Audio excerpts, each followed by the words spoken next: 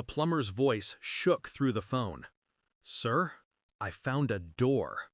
I frowned. "Behind the water heater? That's impossible. There's no door down there." Silence. Then the faint click of a photo arriving in my inbox. My hands went numb before I even opened it.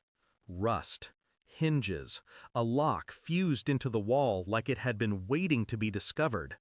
By the time I descended into the basement, the plumber's face was pale, his body trembling.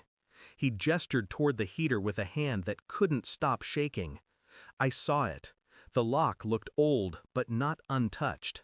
Fresh scratches carved into the metal where someone had used it often. Someone who lived here. My house. My wife's house. We broke it open together. The hinges groaned like something breathing for the first time in years. The air that escaped was sour, damp, rotting. He gagged first, then vomited into the drain.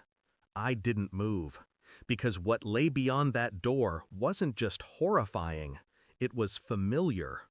The room was small, a hidden chamber carved into the foundation itself.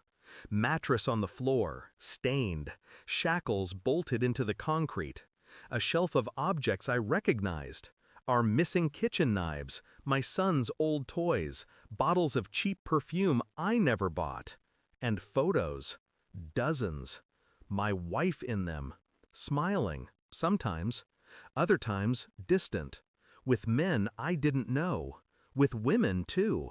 The images weren't stolen. They were posed, offered.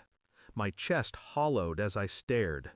Infidelity had a name I could accept, but this was orchestration, a double life walled into my own home, a ritual space for her other existence. The plumber mumbled apologies, stumbled upstairs, and left me standing alone in that hidden room. The lock lay broken at my feet. I closed the door, not to hide it, but to claim it.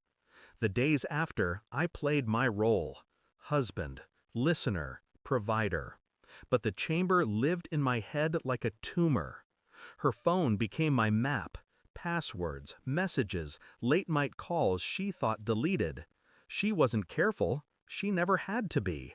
I was the fool who trusted.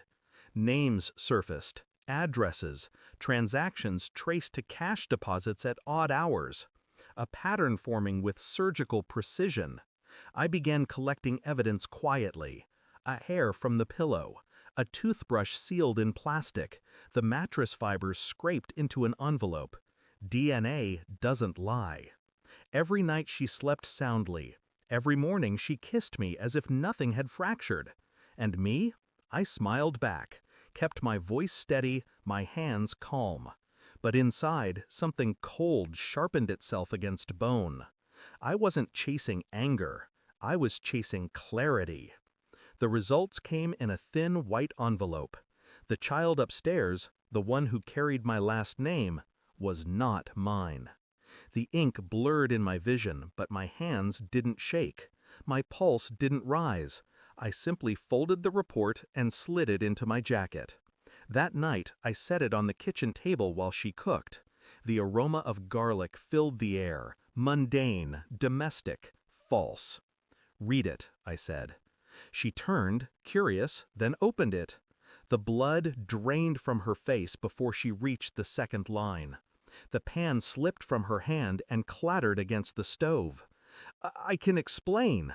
I said nothing, only stared, and silence carved her open far deeper than rage ever could. Her breath fractured, her eyes wet, mine dry. She realized then that I had always known. I leaned forward. "There's a door," I whispered. Her body froze. "In the basement, behind the heater. I've seen it. I've seen everything." The words sliced through her like glass. Her lips trembled. Whatever excuse she had prepared withered on her tongue. She sank into the chair, crumbling. I stood, collected the papers, walked toward the door without haste, without sound. Her sobs followed, raw and desperate, clawing for mercy. But I didn't turn back. She wasn't pleading with me anymore. She was pleading with the truth, and the truth didn't bargain. I stepped outside.